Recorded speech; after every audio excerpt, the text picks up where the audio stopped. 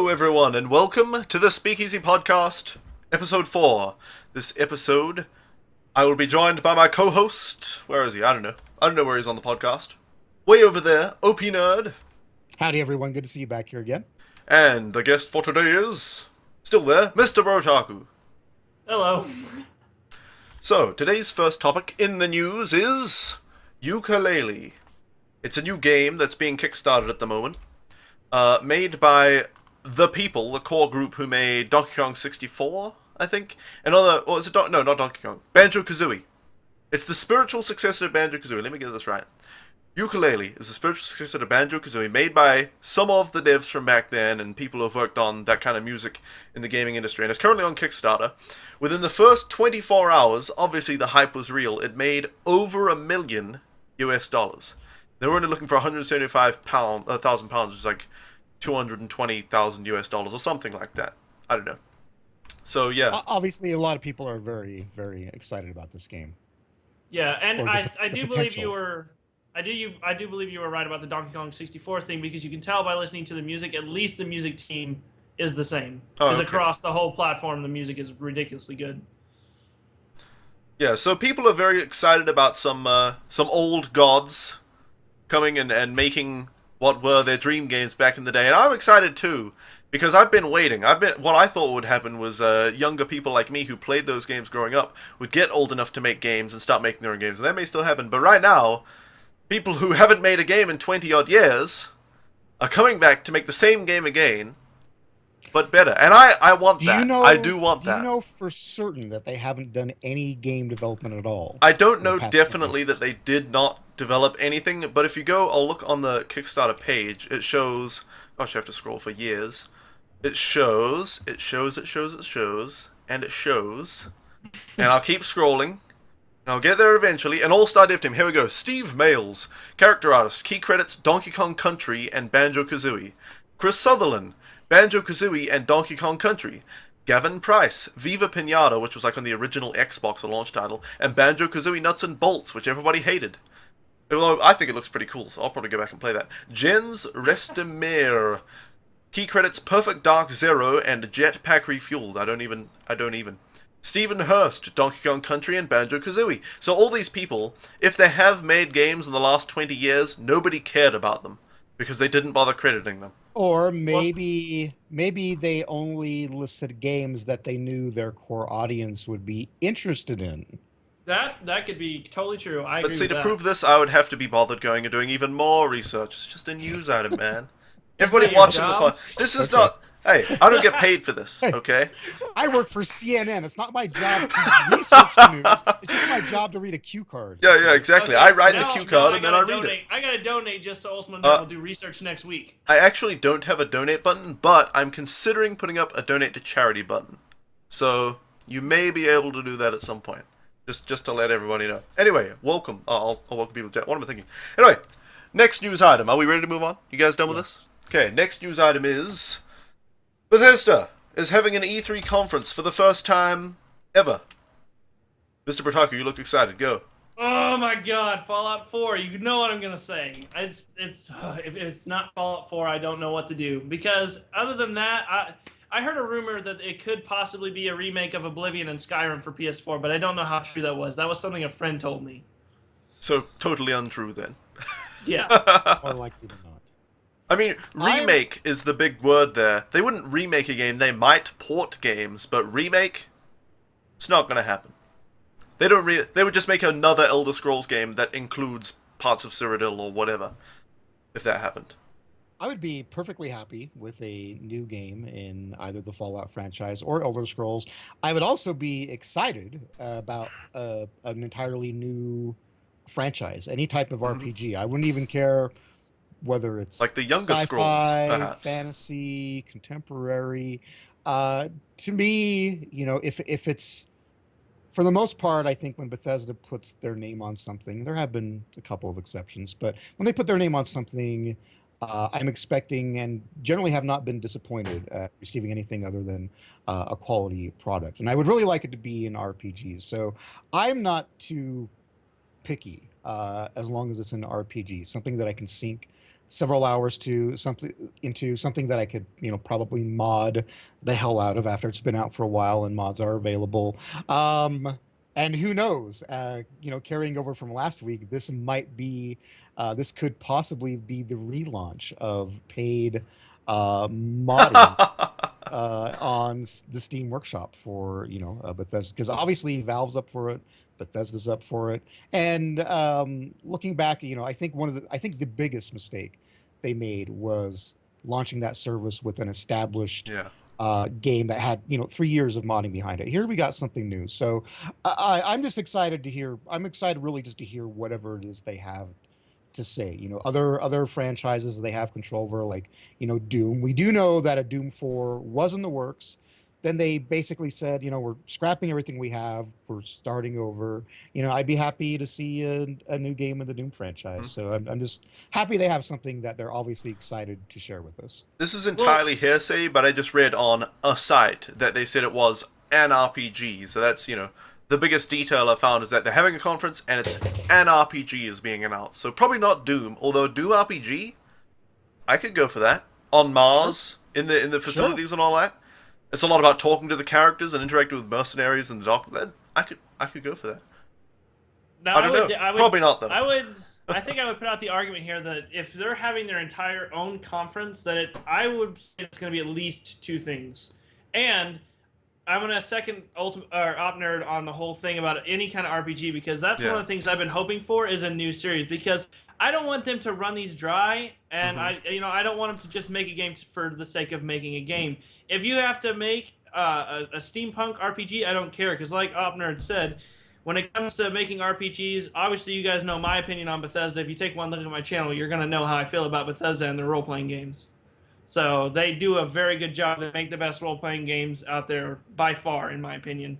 No one even comes close.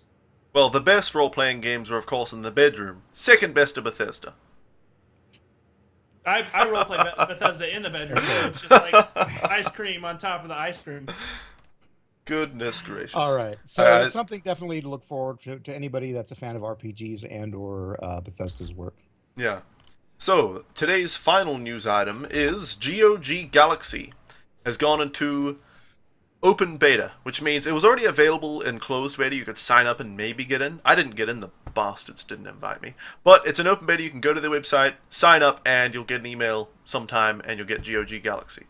And really quickly, because I have a feeling there might be people watching or listening to this later that don't know what GOG is. GOG.com. GOG stands for Good Old Games. It is an online games retailer like Steam, like Origin. They're not as big. It in no way means that they are not as good. In fact, they're a very, very popular service among people looking to play classic PC titles. That's what they've always specialized in since their launch, hence the name Good Old Games. But they also, recently have sold new titles as well. So in case you were wondering what GOG is, that's what it is. Yeah, so GOG Galaxy, to clarify, is GOG's version of Steam. It's an online marketplace. You can buy games. You can launch them all from within one thing. It auto-downloads, auto-updates, all that stuff. Has a friends list, all that kind of stuff, in-game overlay. It's all that. But the key thing that I really like, and this, Scotty will talk about this as well probably, is that you can use GOG Galaxy, auto-install your games, have your whole library right there, easy peasy, or you can have entirely DRM-free, and you get both. You can just go on the website and download a copy of the game completely DRM-free. Play at any time, on any device, you can transfer it on your laptop and all this kind of stuff. No worries. Don't need to be online, all that stuff.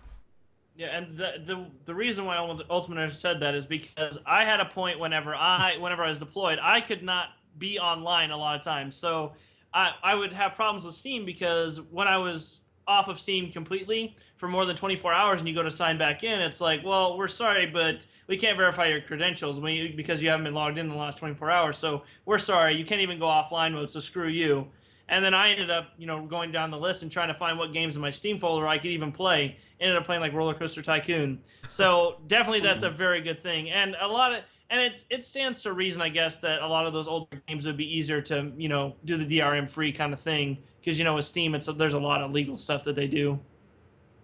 Yeah, a So, lot of older games relied on copy protection systems. Some of them relied on copy protection systems that had nothing to do with anything on the disc. I remember one of my favorite games, Master of Orion, it would say, turn to page 5 of the manual and type in the fourth word in the third paragraph. That was their copy protection scheme. And other schemes were things that were reliant on the disk technology itself, the way sectors were read. So it's relatively easy to get rid of those and just release the game DRM free. And that's also been one of the big selling points for GOG.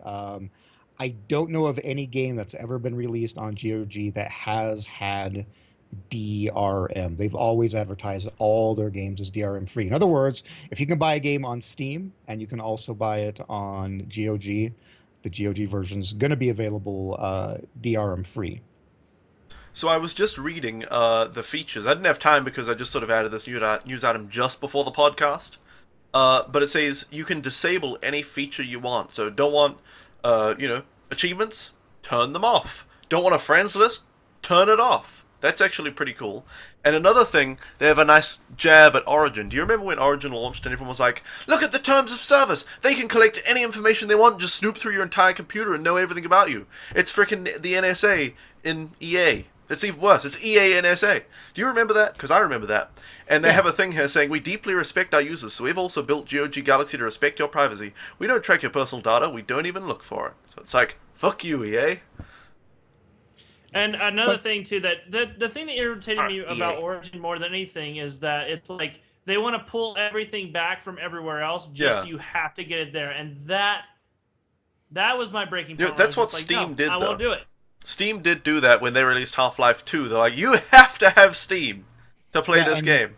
So there are also, we just got Stockholm for Syndrome. the PC versions for certain games, quite a few actually, you do need Steam. Skyrim, you have to have Steam. Civilization 5, you have to have Steam. Obviously it makes sense for that Valve's exclusives, Counter-Strike, Left 4 Dead, Half-Life, those would require Steam. But there's nothing else on Origin. That's my problem. Yeah, it's just EA like, games. on It's like Steam, the Wii Steam, U, except with worse everything. games. Yeah, it's like, hey, here you go. Like, on Steam, you get all these games, you get all this variety from all these different companies. EA's just like, okay, here's our games, and we're not even going to give you very good deals on them, and then we're going to say, oh, we'll give you free games, but it's SimCity 2000. EA does, or to be somewhat fair, Origin does offer a fairly good number of non-EA games, but it's nothing compared to Steam. It's true. Oh, yeah. It's probably half and half. If you're looking for anything other than EA games, you're probably gonna have to go outside of Origin. So if you're an Origin fanboy, you're gonna have to buy some games somewhere else. To address what Hans just said in the chat, he said Goat Simulator requires Steam. That's a bit of a different issue. Steam, in some ways, has locked down games. Some games like Skyrim are only available on Steam, and that's shit. But Goat Simulator is more like it's given a platform in Steam. It's like if they didn't have Steam, they wouldn't be able to sell their game easily. That's Goat how Simulator indie wouldn't games exist. Yeah, that's how indie games came along. So saying that Steam has locked down Goat Simulator is more like Steam gave Goat Simulator a chance. Now that there's GOG Galaxy, maybe the next Goat Simulator, which is like Goat Z with all the zombies and shit. So that's a legit thing. I'm not making that up. It's DLC, but it's DLC. Maybe the next indie games will be on GOG Galaxy as well. But yeah, it's a bit of a different issue there. Anyway, I think we're done with the news, so it's time to move on to the big topic of the day, which is streaming. This one's a doozy. Specifically, why people stream and why people watch. And we're probably going to have to really be disciplined to keep this under, an hour or so, because there's really a lot to cover here. But, obviously, for the people that are here, for the people that are hanging out in chat, hello to all of you, even though you're familiar with Twitch and you might even be familiar with other services that offer the same types of things, Hitbox, what was that one based in Gaming Italy? did Gaming Live.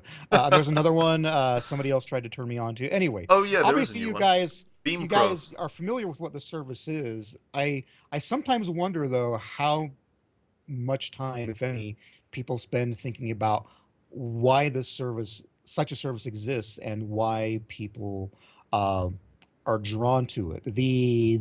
And I'm probably gonna, I'm probably gonna hit my high point for this broadcast right here by saying this now. But for me, I've said this on my broadcast before, and for me personally, this is what has really been the draw for me when it comes to streaming, sharing your gameplay live with people, and that is it gives you a pretty good approximation of gives me a pretty good approximation of what it was like growing up playing my Atari 2600 in my living room with all of my friends sitting around. Back when video games were kind of a novelty, and back when, like an Atari 2600, I can't remember exactly how much it cost, but we're talking 1970s dollars, adjusting for inflation. Back then it was like $300.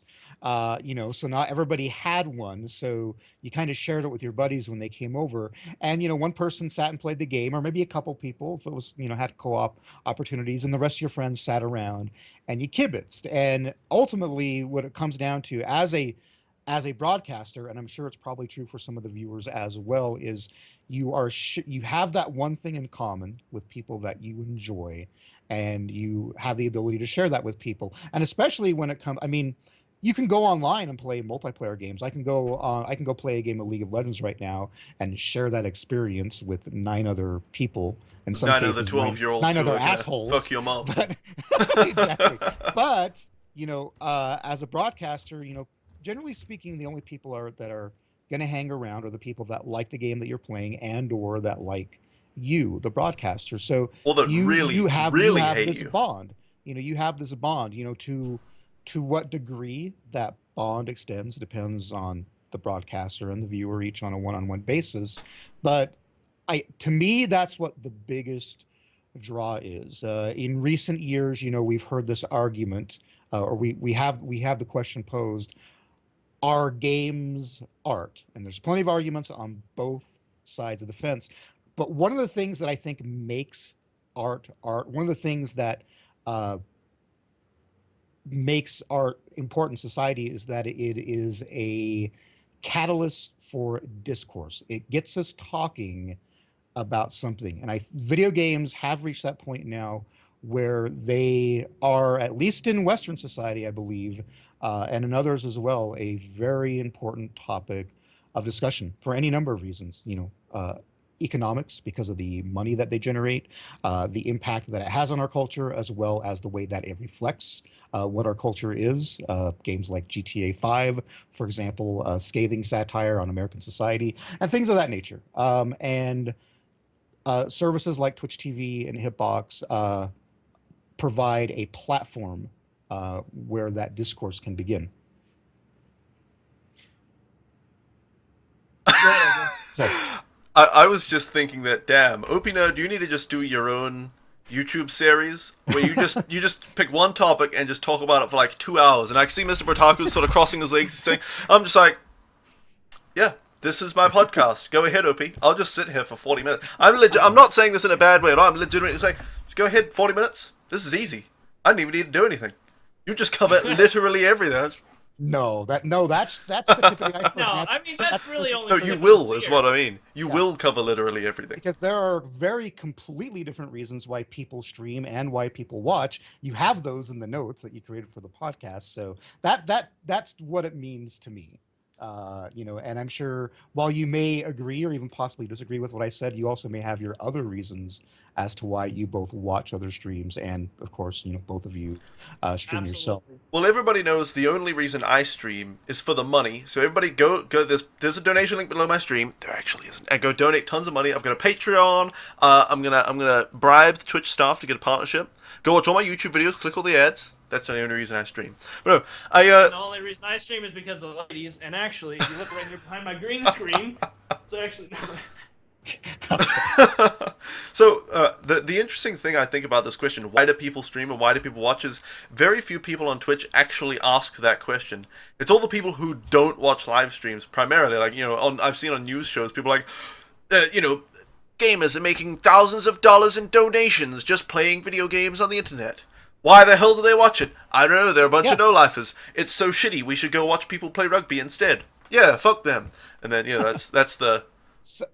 I'm sure some of the people here in chat, or that may be watching or listening to this later, somebody has, some of these people have probably told friends or family members or coworkers, "Oh yeah, I watch Twitch TV." Well, what's Twitch TV? And they say, "Well, you can sit there and watch people play games." And the question that I hear come up again and again is, why would you watch somebody play a game when you could just play a game yourself? And your guys' answer to that question would be, My, You know what? my argument, I'm just going to turn off my think stream of right it is now. like, That's the dumbest thing. I'm not even going to watch any streams. I'm like, have you ever been to someone's house and they're playing a video game and you watch them? It's interesting. You like to see how they, how they play the game or the way they interact with the game. Like, everyone's experience is different. Yeah, I like to watch the plebeians stumble me, through. A lot of the reason why I stream is the fact that I just like to share the things that I like, and I like to see people enjoy those things. And that's another reason why I have done a lot of giveaways in the past, because I like to be able to see people enjoying the things that I'm enjoying. Because I like to see that. It's a lot of fun to be able,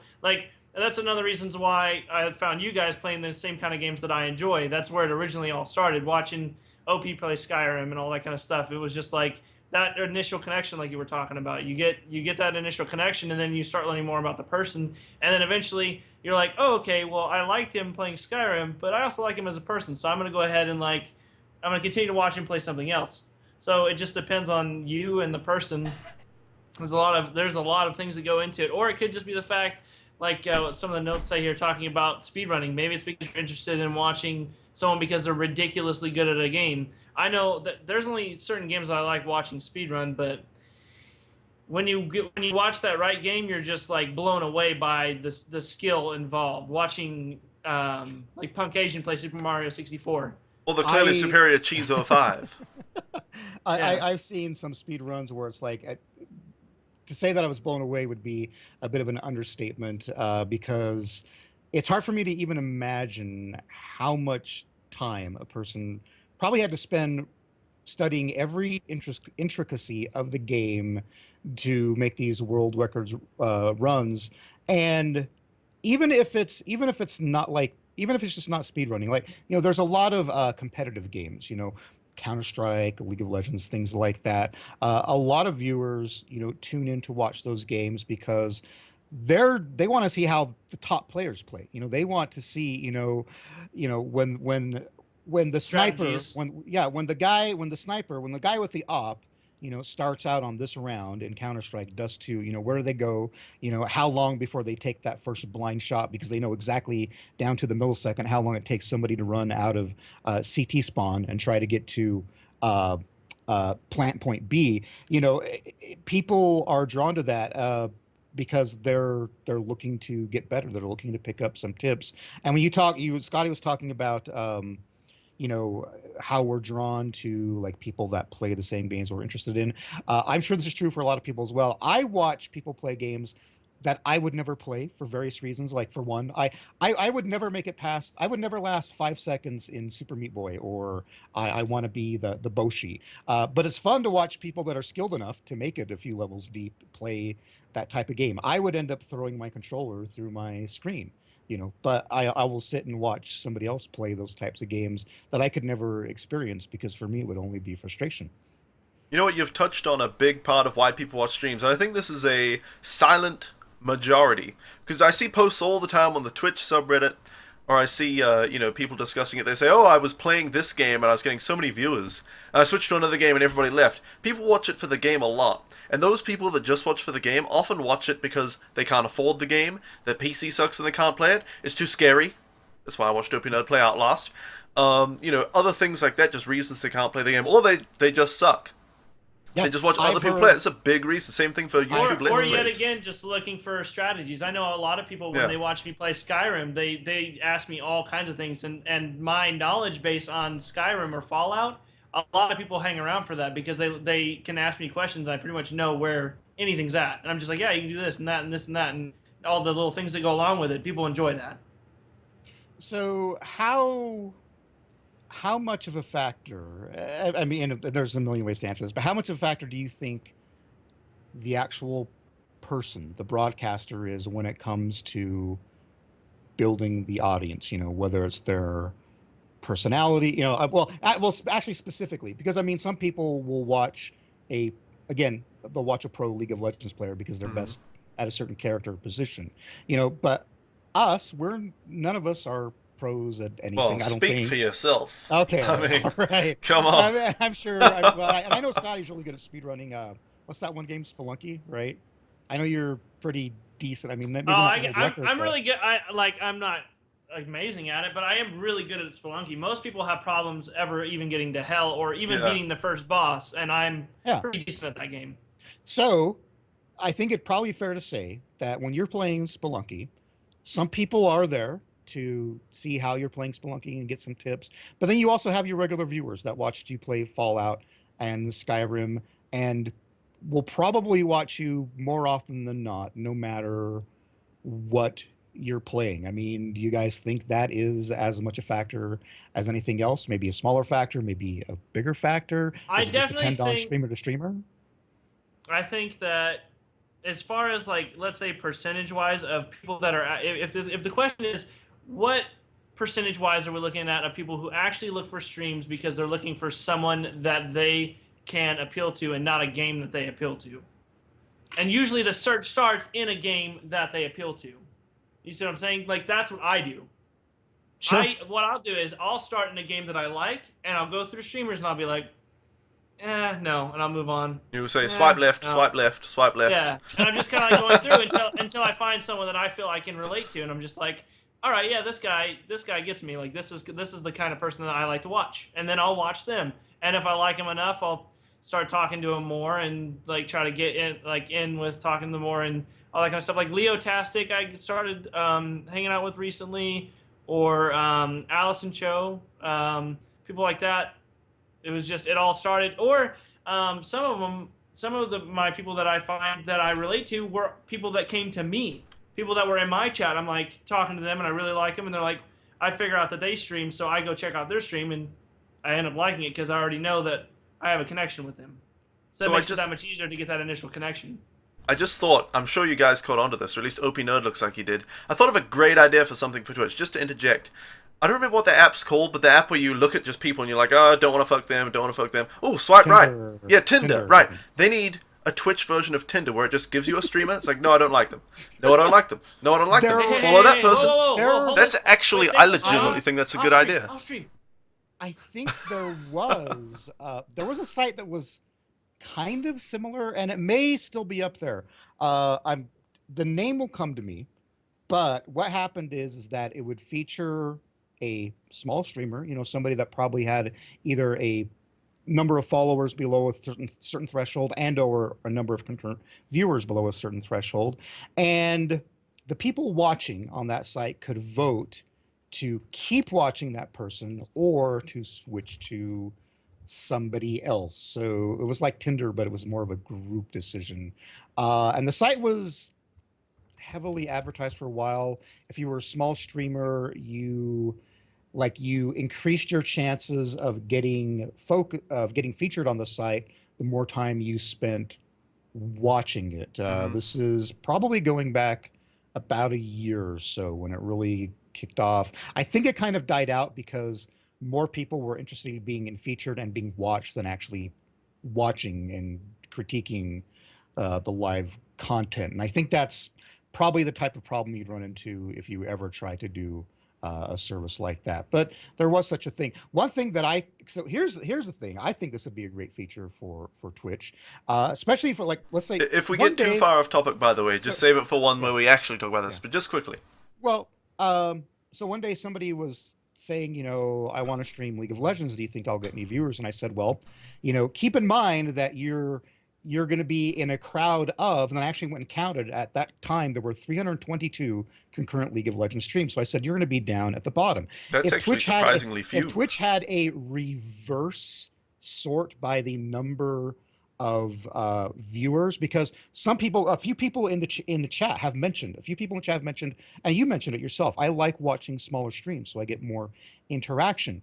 But nobody's going to take if somebody has to scroll for 2 minutes to get to the bottom where those low viewer counts are, they're just not going to take the time to bother. If at the click of a button you can start out with the 0 viewers and all the big streamers are down at the bottom, then the smaller streamers are going to get more exposure. Well, the good thing about that, it could literally be as easy as just having a thing on the side that says blank to blank streamers, and you enter 2 numbers of what you're looking for. There you I go. want a 50-person stream.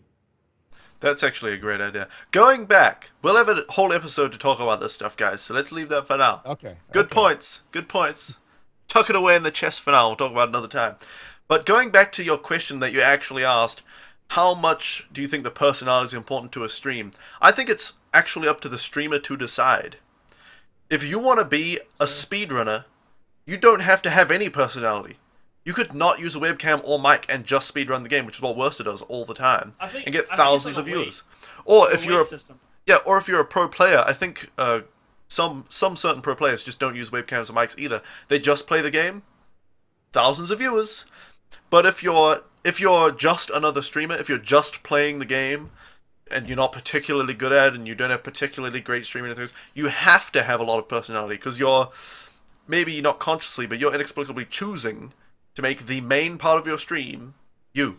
If the gameplay is exactly the same as everyone else's, and there's nothing else special about your stream, then you are the most important part. But if you choose to do, like many CSGO streamers, they could be, the most boring, ugliest, most annoying person ever, and they just open up cases, keep opening those cases, give away millions and millions of guns, and then after like 3 hours, they play a game for 10 minutes, and then cases.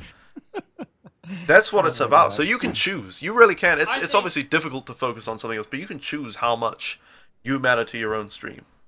This is something that I've actually thought about a lot in trying to figure out what I want to do with my stream, especially coming back and like settling into doing my stream again, is the balance of my personality and who I am on stream and the things that I'm streaming, because you want to stream things that people are going to find interesting. Obviously, you don't want to stream something boring. I mean, like the shitty podcast. You can play something, but the thing is that, the more exactly the more boring a game is, the more entertaining you have to be. Mm-hmm. So I feel like it's a ratio. Like the more exciting a game is, the less you really have to jump in and add things. Like, for example, if you're playing a game that's got a lot of jokes, for example, like Deadpool, it's got a lot of jokes. You can cut in and add to that, but there's a lot of it that's really going to be kind of done for you. The only bad thing about a linear game like that is all the jokes have already been made. So unless if someone's really watching for the first time, not probably going to be that entertaining. So, I mean, for anything, it goes for speedrunning too. Like, the shittier you are at speedrunning, the more entertaining you got to be as a person. I mean, me and Ultima saw that when we were speedrunning. I mean, yeah, we were terrible. Had to try and our best times were so much more than the one we were still like trying to read chat and be like an interactive streamer while speedrunning, so that we could balance out our shittiness. It didn't work very well. It just made us more shitty and less entertaining. Yeah, it's like, I don't think that. Well, I think the one thing that's clear then, from what we've talked about for the past few minutes, is that there is probably someone streaming to suit everyone's taste, regardless of what those tastes would be. Now, finding them may be problematic because they have 0 viewers. Especially if you're looking for something very, very specific, like a specific game, and a viewer might want somebody playing the game that offers like a very high professional level of commentary. They might want somebody that just is cracking jokes all the time. They might want somebody that just plays the damn game. I've had people on my channel just say that. You talk. Shut up and play the game. Shut up and play the game. Right? Shut up during the cutscenes. So there's all sorts of tastes as far as what viewers want, and I'm sure somewhere out there's a streamer providing something that somebody would enjoy, even if they don't know right now that they would enjoy it until they stumble across it. And I think that really is another draw of a service like Twitch TV and again Hitbox, because you really don't know what you're going to find. I have found for example, here's a game, this looks interesting. I've heard about this game, so I go and watch it, and I happen to fortunately run across somebody that I think is entertaining, and I follow their channel so I can check them out again, and then like they never stream again, or at least I don't see them for like a month or so, and I don't know what happened, and so you move on. It's something else. It's like there's this show that's popular here in the U.S. It's called Antiques Roadshow. These people that go into these shops, these little curio places, and you never know what you're going to find. Most of the time, based upon what they're interested in, what's there is garbage, but then they run across this one little interesting thing. And I think that, that is part of the draw. Who am I going to find today? What funny thing is going to happen in a game, while this person's playing it? There's a lot of potential with every broadcast. You never know what's going to happen. Yep. Twitch is like a box of chocolates. You never know what you're gonna get. That's what they say, right? That's how the movie went? Yes, that's how the movie went. One thing that I feel like I offer, and it's not even intentionally, is the fact that I honestly don't really mind backseating as long as it's not like every 2 seconds. Like, I don't mind someone saying, hey, if you did this, it might help. Like, that stuff doesn't bother me. And a lot of streamers can't handle any kind of backseat, and that's one thing that I don't like watching. I don't like watching someone who is just like arrogant all the time. That's annoying to me. It really is, especially when like you say anything like, if you're watching a stream, for example, and I've seen it happen before where someone comes into a stream, they're playing Skyrim, and they're not playing modded Skyrim. So someone's like, hey, why don't you use mods? Well, I think that using mods ruins the game, and it takes away from the game. It's actually like it's an assault on the game. Yeah, and how dare you change the vision of the game devs? Okay, that's fine if you don't like to play mods or whatever, but don't like force it on people. Mm-hmm. You know what I mean? Like, just give your opinion. Don't, mods are an option. That arrogance, so many options. That arrogance just completely. I don't want to watch the stream anymore. I'm done. I can't do it. I mean, if people are arrogant in their streams, actually, I'm not gonna name names, but there's one big streamer that I used to really look up to. But after like watching him for a while and seeing all of his arrogance and how he treated people, I was just like, I can't watch this anymore. I'm done. You might be talking about the same person I'm thinking of right now, because I used to watch a certain person who became extremely popular. And right up until about like 600 or 700 viewers, they were still really great. And then they started getting the huge donations and the real success. And I went in and I was like, hey, blah, blah, blah, blah. And they were talking about streaming. I remember they were talking about they want to slowly stop playing the game they're playing right now and switch to something else, but they don't know how to not lose all the viewers. I was like, hey, Bananasaurus Rex used to speedrun Spelunky only, and this is how he switched. And he was like, you really don't think I know that, you fucking moron, blah, blah, blah. I was just like, whoa. Like, and then I really paid attention to what he was saying, and all the people were like, hey, I almost said the person's name right now. They're like, hey, blah, blah, I haven't seen you in ages. It's like, keep playing, just ignore them. And then the subscriber comes in, oh, hey, blah, blah, blah. I was just like, oh. And then anybody says anything, it's just like, you're a fucking idiot, do you know that? Keeps playing. I'm just like, wow, I hate this guy now. Holy shit. Well, so the one thing I've had to surprisingly remind people over and over again, usually on the Reddit forums, because the Reddit forum is, the place to go to bitch about anything. and in certain cases, I went to so-and-so stream and they were doing this and that, and it's just like, there are between 7 and 20 other thousand people streaming. You could go watch somebody else. Nobody's forcing you to stay in that channel, and that's part of the great democracy that are these services like Twitch and Hitbox, is that you help to shape the growth or lack thereof for a channel by watching or not, whether or not that person continues to increase in popularity to the point, which is the goal for a lot of people, the point where they can start making an income by streaming is dependent on people being loyal to their channel. Obviously, you guys had experiences probably with this same person that turned you from what used to be loyal viewers into somebody that probably hasn't been in that person's channel. Oh, I despise him for a while. And yeah, and so while that person may still have that certain level of success, I'm sure there are probably plenty of other people like you guys that either have turned away or that go in there for the first time and say, oh, this guy is a douchebag, and then they leave. Not everybody can please any person. I could be the nicest guy ever. I'm not, but I could be. And yet there would still be people that would find my stream boring. They don't like me. They don't like the game I'm playing, whatever reason. And no matter how much I might go out of my way to try to please them, they're just not going to stick around. I think a lot of broadcasters kind of lose sight. they're focused so much on people pleasing that they're not being themselves. And that right there, I want to add something to that because I was reading what Subnautica said here, and I completely agree with that. And it goes for rating and subbing because Yeah. I can't stand watching a stream where when they get rated, they take like a 5-minute thing to like thank them and all that stuff. It's like we want to watch games. Like I get it, thank them, that's fine. Just don't take like 5 minutes. Or and I'm sure you guys know there's like I can think of 2 huge streamers right now. You guys probably already know who I'm talking about. That every time they get a sub, they like switch to a scene and they do this whole big fucking thing for like 20 seconds. Yeah. And it's like, really? think And then they get a sub train. You guys are getting subs like every 5 minutes at least. It's like a sizable percentage of the stream becomes thanking subs and thanking donators, But not actually that's streaming annoying. properly anymore. Obviously, a lot of the viewers enjoy that, especially the ones whose names are popping up on the screens because they recently subbed or donated, whatever the case may be. So once again, while that may not be appealing to either of you or me, it is to some people. I don't. This is an entirely different subject, and I think it's been kind of overcovered at this point.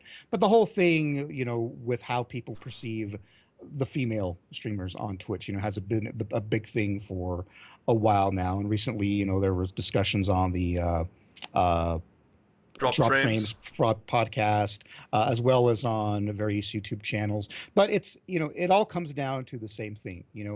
You have the choice as a viewer to watch a channel or not. And there are those people, I don't know what the name for them would be, but there are actually people that will watch a channel because they hate it. It's that love-hate relationship. They love to hate them.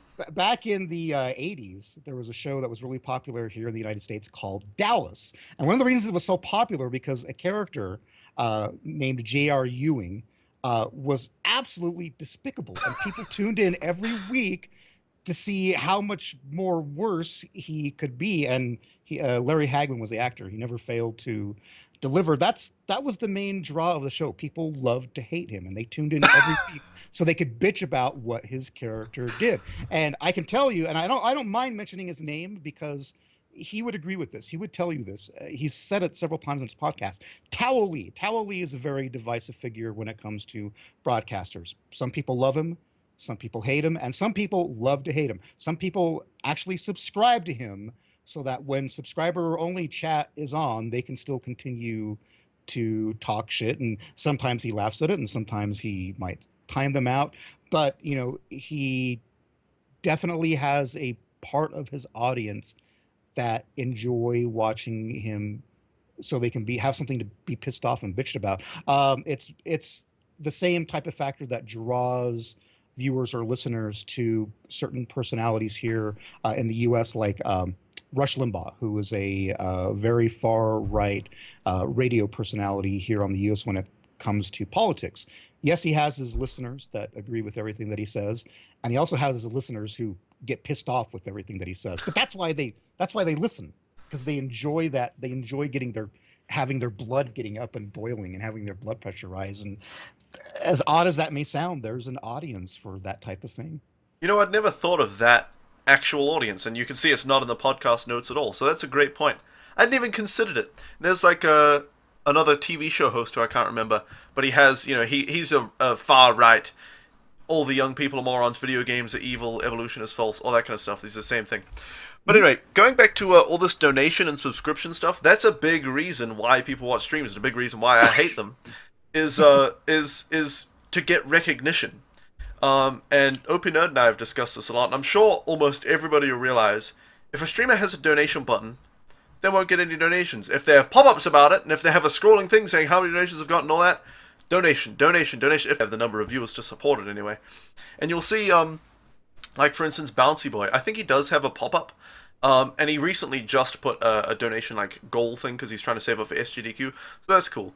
But until then, he actually never, from what I saw, mentioned donations. He never directed people there. It's like buried in his, thingamabobs, like the last item in his panels, and he barely ever got donations. As soon as he put that thing up, he started getting donations. He's going to take it down as soon as he did because he's says himself, he feels like crap, basically asking people for donations. But that's a big reason people watch streams, is just for the recognition. They subscribe and they donate just to get their name on the screen, rather than actually, and it's not necessarily a bad thing, but it's like, this is what the people want. They want their name on the screen, they want the person to talk directly to them and thank them and feel like they're important. And that's what the streamer does. Turns out I hate those kinds of streams, and I'll just donate to streamers if I can afford it and I want to support them and I like them, but... I think that is a small part of an overall factor as to why people watch streams. And the overall thing is not necessarily a negative thing. I know a lot of viewers, particularly the ones that are usually very active in chat. A lot of viewers feel a connection, a personal connection to the broadcaster or broadcasters that they watch the most. This person is kind of like a friend. The same way you feel. Even though there's never any interaction. A lot of reasons people watch certain television shows is that because they become really involved in the lives of the characters. They find the characters very interesting. And here's a character on your screen that actually can and usually will talk back to you, that can actually answer your questions if you ask them. Now, the whole thing that you're talking about with donations, that can become what I think what you're getting at, that can become a somewhat negative, an overwhelming focus for a stream. A side effect of that, because some people will get so desperate for attention that that they'll go above and beyond to get that personal attention, and having, your name pop up on the screen. Just imagine if, like I was talking about that show Dallas, right? Just imagine if there was some way back in the 80s for you to donate to the production of the TV show Dallas, and during the live broadcast, OPNerd just donated $5, and you get your message Dallas there as well. And see you later, shitlords. And then I can go back to the office the next day, and all my friends will be patting on the back. Yeah, OPNerd, your name was up on Dallas. I mean, obviously it's not that big, but it's you go to your virtual office, to your virtual water cooler, and talk to all your virtual friends who say, "Hey, I saw your name pop up on Dan's gaming stream, and he did a whole subtrain thing for you." All that. Yes, exactly. So, and again, people are going to have their own perceptions as to whether or not that is a good or bad thing, but it definitely does drive people to subscribe or to. It's like streaming microtransactions. It can be a very good thing if done right, because I can tell you that I have been guilty of it, because I have done it to make connections, and I have made some pretty good connections from doing that. And it's not like anything ridiculous, but just like starting off with just a donation and getting some sort of attention to that streamer, or it doesn't even have to be a streamer, but anything like that, and you get that connection with them, you can you start to build up something more than just another person in the channel. It's like a first date. You pay for that person's dinner on the first date. Yeah, right. First one's free. I don't even want to talk about what might be involved in the later date. Twitch dates. You know what? It's kind of, you can take it from so many different perspectives. I just thought of it as microtransactions right now, where it's like, hey, want your name up on the screen? Want me to talk to you for 5 seconds? Give me $1. That's an interesting. There you analogy. go. Here you go. Yes. $1. It's like an arcade. A lot of people get annoyed by the by sub chat, and I don't. And the reason why is, as long as it's a streamer where for a fact if that sub chat was turned off, you couldn't read the chat, then I'm fine with it. But if it's like someone who's got like 300 people, there's no reason really, unless they have an amazing chat all the time, that I don't think they need a sub chat. I think there could be a reason other than greed. Obviously, that's the obvious reason, is they're trying to gate a feature of the stream away, like DLC. There are so many gaming analogies for Twitch. But I think they could just be one of those people who, like, I could imagine OPNerd doing this, enabling sub chat at 300 views. Obviously, you didn't when you did get like 800 on Skyrim. But I could totally see you doing this when you're just like, I can't bother dealing with all these little kids in my chat, because you see that all the time. You're not here to babysit. I'm just turning on sub mode. I don't give a shit. I just want the actual people who care about my stream to talk. And if you can't afford to subscribe, that sucks. But I'll see you tomorrow. So I can see that side of it too. There is a broader subject when it comes to the issue of money. And that is the idea, which and we've I think we've all seen. I don't know, MrBrotaku, how much time you may have spent on the Twitch subreddit. I haven't participated in that in a while. And I But if you spend ever every looked at moment it, of every day in if you there. ever looked at it, you would have seen this, and I'm sure it's still a pretty common topic. There are a lot of people that come to Twitch TV because they've heard of guys like Dan's Gaming, Man vs. Game, Lethal Frag, so on, that they do this for a living.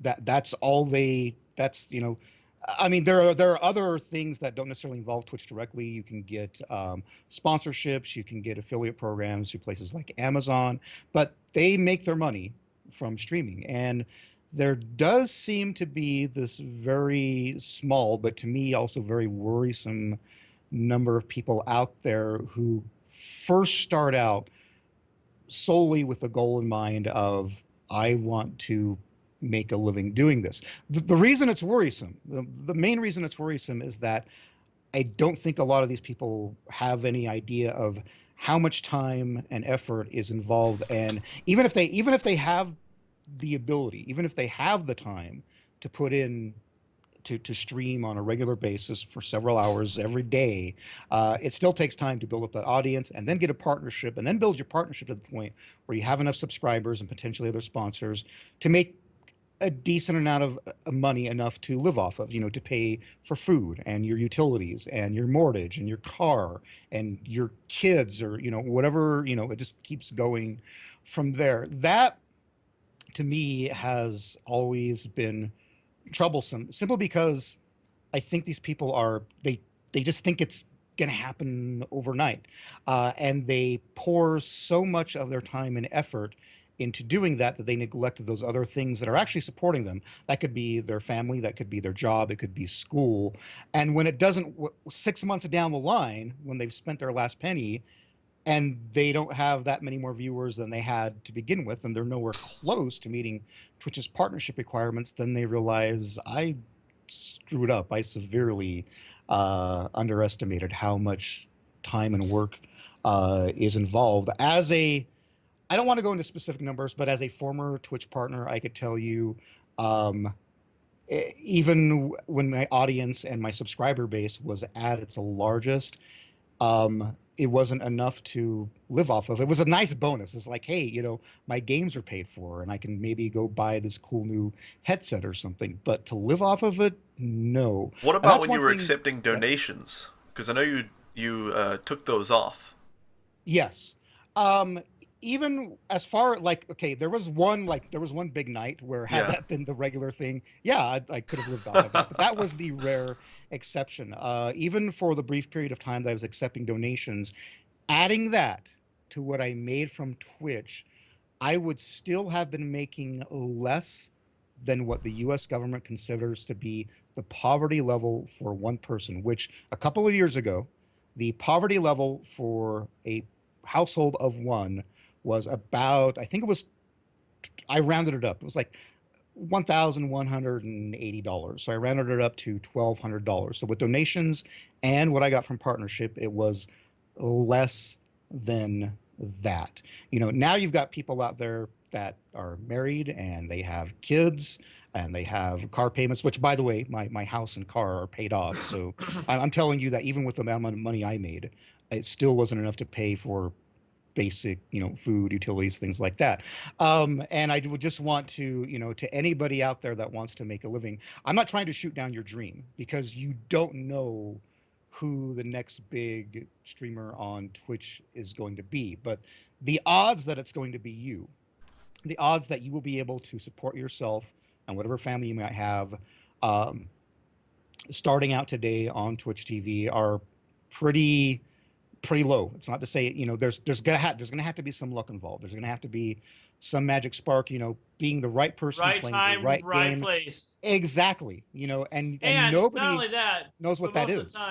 most of the time, it's adding in the fact that you already have a lot of the other things figured out. And my example of that is Future Man Gaming. He had a wonderful thing going, and then he got that spark. Boom, good to go. And that's like the chances of being that guy. And he still doesn't have it made by any means. No. But he has something more than what most people have. And and I guarantee that he could tell you that it's not something he can make a living off of yet. Now he might be able to in the future, but I do agree that there should be a disclaimer or something on Twitch. They should have a thing like want to start streaming, and you click on it, and it's like, be advised, like this is not something that anyone can just do. Like it takes a lot of work, because I'm telling you, even when I was streaming like 6 or 7 days a week, 4 hours at least per day, it was basically like working a second job, because for every hour I was spending streaming, I was basically spending another hour coming up with ideas and preparing and having everything perfect. Doing your channel graphics and because I know you do graphic design stuff, so I know everything you did on your stream was something you did yourself. But now that he's an illustrious big guy, he's just paying people to do the graphics now. Well, Mr. Big Shot over here. My artwork I have now was free, but tonight I only streamed so sexual for 2 favors hours. then. No. Anyways, I actually spent about an hour and a half to 2 hours before tonight's stream, my stream of this, just preparing and coming up with ideas. And I'll talk about all those things that I did in my stream at the beginning, so I can try to update people on what's going on. And it's because I don't think people realize like how much it's a lot of work. It is a lot of work, and I can't stress that enough. People think it's easy. You don't just that's one of the things that made me afraid when people got like PlayStation 4 and Xbox One streaming. It's like, oh, I can just turn on and I'm gonna make money because I can stream from PlayStation. And it's like, it's not that easy. To be more specific, to put on a quality production, to put on something more than just turning on your Xbox and pressing the broadcast button. Yeah, it takes a lot of work. That I think is. It's host OPNerd here. We have 5 minutes left, so if we could bring our final words to a close here and end off the podcast, that'd be great. Thank you. Shut the hell up. 5-minute warning, people. There you go. All right. So my final say, I'd want to end things on a positive note. I'm very excited about what the future of this type of service is. Twitch and Hitbox and places like that can only exist as long as gaming doesn't evolve too far past its current state. I say that with the perspective of somebody that grew up playing video games from the earliest days, the Atari 2600 and Pong and the arcades. And I've seen how games have evolved over the years. And now that we have these broadband internet connections, and with games still basically being in 2D as far as looking at them on a flat screen, we can easily share those experiences with people right now. I'm excited to see how this may evolve. I mean, at some point, I think my speculation is that virtual reality gaming, where you feel like you're really in that environment, will kick off. I don't know how long it'll take, but it will. And what happens? How do you share that with people in the future? I think that'll be awesome to see. I read a lot of science fiction. I read about these fictional futures where you, for all practical purposes, you get the sensation that your body's in a physical world. If streaming ever dies out as it currently exists, I think it'll be because gaming eventually transitions to that point. But we've got a lot of steps to get through first before we get there. And I'm, just the idea.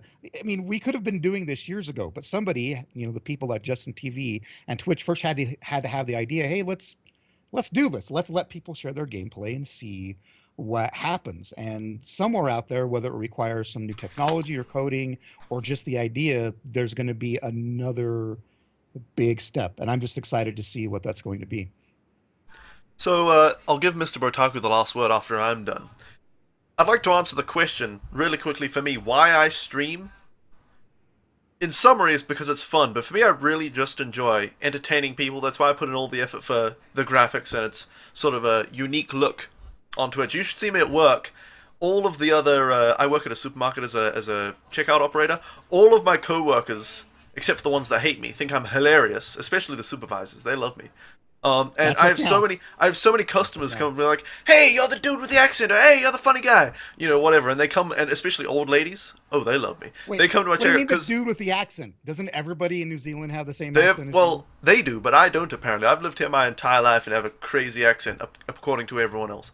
But yeah, I just love entertaining people, whether it's on Twitch or whether it's in real life. And it was actually good for me taking a break from streaming when I got my job, and now I just stream the podcast every week. Because when I got my job, I found myself doing the same things. And it's the same things that I've done since I was like 8 years old in school. I was the class clown. It's just trying to be funny and entertain people, make people laugh. I found myself at work saying these ridiculous jokes.